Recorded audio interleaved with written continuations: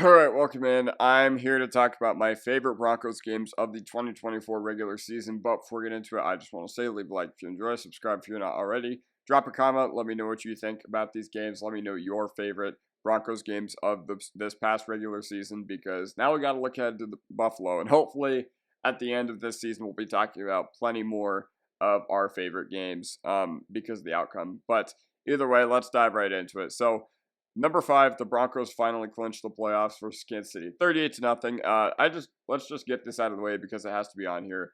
And it would have made it a lot sweeter if, you were actually playing against the Chiefs for something meaningful. That being said, I don't really care about all that. The fact that you were able to get into this spot, it just really, really, really lifted a huge weight off your shoulders. It really lifted a cloud of darkness that had been hovering over this franchise since you won the Super Bowl.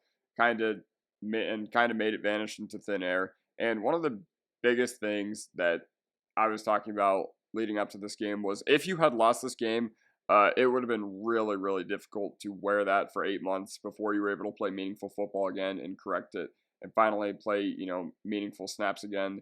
That's got to be really, really tough for fans and players to stomach. Because it probably would have been the worst Broncos loss since Super Bowl 48. I think even though you had no expectations of the team coming into the year, or at least nationally, nobody had any expectations of this team. They were a 5.5 win total team for a very reason. It would have been really, really embarrassing, despite the fact that everybody in the preseason did not believe in you. It would have been really, really embarrassing to not get the job done here. But hey, we got it done, and an added bonus for this was that it stat pads Bo Nix's numbers versus the Chiefs. So Bo Nix and Patrick Mahomes head-to-head, or not head-to-head, but Broncos versus Chiefs when Bo Nix is the quarterback, now 1-1. And once Marvin Mims scored, all my worries were put to rest. Once, we came out lightning hot on the first offensive possession, I was like, all right, we have this in the bag. So yeah, that was a sweet game. Was it the sweetest game? No, but it belongs on here by virtue of the results that it got us, and it got us a date with Buffalo on Sunday. Number 4, this one was one of my favorite ones, because this was the one where I really was like, okay, this is the Broncos team that I was expecting this year. I was expecting a competitive team, and we didn't really look all that competitive in our first 2 games against Pittsburgh and against Seattle, but the fact that we were able to go into Tampa Bay on the road and win 26-7, win by double digits, sack Baker Mayfield 7 times, being a substantial underdog is never, ever fun. But this was the first game where Bo Nix really showed his capabilities. I think he went 4 for 4 on the opening drive and 70 yards passing and a rushing touchdown. So, yeah, I wasn't expecting the Broncos to win. I don't think many people were. And one thing that you should take away from this is, yes, Sean Payton and the Broncos, they got a really, really nice draw because of Sean Payton's experience against the NFC South this past year. But again, this was a game where nobody expected you to do anything. And the fact that you were able to win by 19 points and you were able to get after the opposing quarterback 7 times, and Mike Evans was put on a milk carton, which, by the way, congratulations to him. 11 straight seasons with 1,000 yards is absolutely incredible. Gold jacket dude for sure. But the Bucs were 2-0 coming into this game, and the Broncos had the inverse record. And the Bucs were not only 2-0, but they were coming off of wins against Washington and Detroit. Granted, nobody was expecting Washington to be the team they are now. But we knew what the Lions were, and the fact that the Bucs went on the road and beat them, oh baby. And the Broncos were 0-2, and like I said, they were coming off bad showings against Seattle and Pittsburgh. But this was really the start of the season. The start of the season obviously was week 1. But this is where it really, really ramped up for the Broncos, and this is where it really got going. This is where they really found their footing, and honestly, this was the team, I think, that, the Week 18 team, the Week 17, the Week 16 Broncos would all smoke the Weeks 1 and 2 Broncos, probably like 45-0 or something like that. But number 3, the Broncos win an ugly game versus the Jets 10-9. So, as a lifelong Aaron Rodgers hater, this game has absolutely spoiled me. I have never, ever, ever been a fan of Aaron Rodgers. I think he's arrogant. I think he's cocky. And even before he started going on Joe Rogan and Pat McAfee and all that, I was never a fan of how he carried himself. My first year watching football was 2010, and the Packers won the Super Bowl. And I was like, okay, I guess I'm kind of happy for him. But in 2011, I was really, really tired of him just being super arrogant. It felt like he was, whining for flags every play.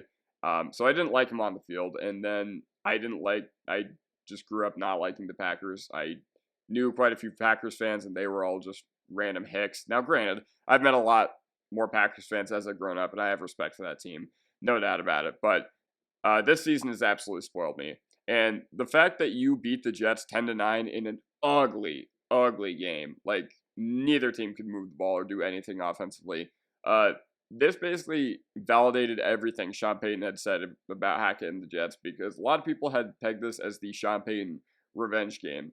And you were still an 8.5-point dog because, people still had, for whatever reason, expectations that the Jets were going to be something this year. But that was such an easy call to say that they weren't going to be what everyone thought they would be. I thought it was absolutely ridiculous that they were favored in Vegas odds to make the playoffs. But the Broncos had struggled in 11 o'clock Mountain Standard Time East Coast starts. And the fact that for years, and the fact that they won back-to-back, they won at Tampa the week prior, which is the game I just talked about, and they beat the Jets in this one.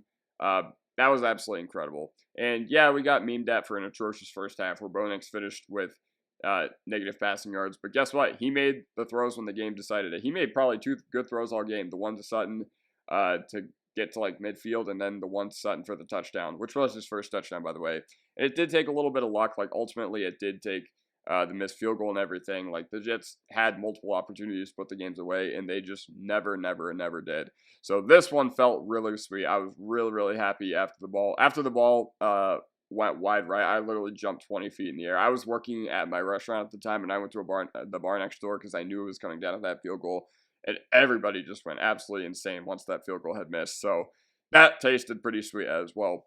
So my second favorite game of this year was the one against the Colts that ended up 31-13. Now, granted, I think we can all look back at that game, or we can look at the final score and be like, wow, 31-13, didn't feel like it. And to that, I say, yeah, it didn't. It didn't. But I remember it felt like a playoff atmosphere. And as Broncos country has, gotten further along into the year, it's pretty unfortunate that we're not going to be able to host a playoff game, because I feel like the fans would have really, really shown up and been really raucous for that. And honestly, it felt like, the Manning years when the Colts were taking the field on the first drive of the game. Even though they scored, I had not heard Empower Field that loud in a long time. But as soon as JT ripped off that 50-yard run and then, dropped the ball heading into the end zone, I knew we really had a chance to win the football game.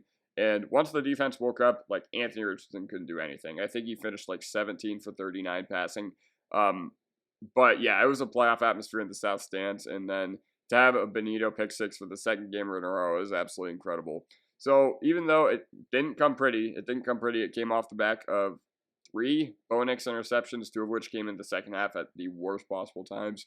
The fact that you were able to win this game and effectively knock the Colts out of the playoff picture, huge shout out to the Broncos for that one. Now, number 1 was that Monday Night Football thriller. Now, had we lost this game, this would have been nowhere on the list, because you'll notice that all these are wins. Even though I did enjoy the Kansas City, the first one, up until the final 3 seconds, as I'm sure you all did. If we had won that game, that obviously would have been number 1. But, had we not been able to hang on to this game, this also would have been nowhere near the list, because this was a heart attack-inducing performance. And this will be a game I tell my great-grandchildren about, because this was another game where the crowd was absolutely raucous. But Jameis and Nix, they were dueling like I was watching prime Tom Brady versus prime Peyton Manning all over again. And the Broncos, they had played some entertaining football in front of the country this year, which is really, really leaps and bounds above what they had done in previous years. In previous years, everybody had been like, why are the Broncos on primetime? This is like NFC East 2.0. Like nobody, back in the day, like 5 years ago, how nobody wanted to watch the NFC East on primetime. Nobody wanted to watch the Broncos either. Now, the fact that we were able to play some good football, and I don't even know if we played good football, but we played a lot of fun football. So it was cool.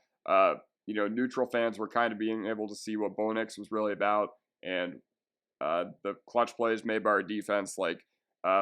I was sitting in the 500s for this game, and I was going absolutely crazy all game long. And my voice hurt for probably 3 to 4 days. My voice was scratchy because of how loud I was screaming while Marvin Mims and Nik Bonitto and McMillain were all running to the end zone. And honestly, I thought we had this game lost. I thought after we had kicked a field goal to make it 34-32 and didn't go for it on 4th and 1, I was like, we've just lost the game, because we could not stop a nosebleed defensively on defense that game. Obviously you had the Levi Wallace disaster class, but it was a lot of fun.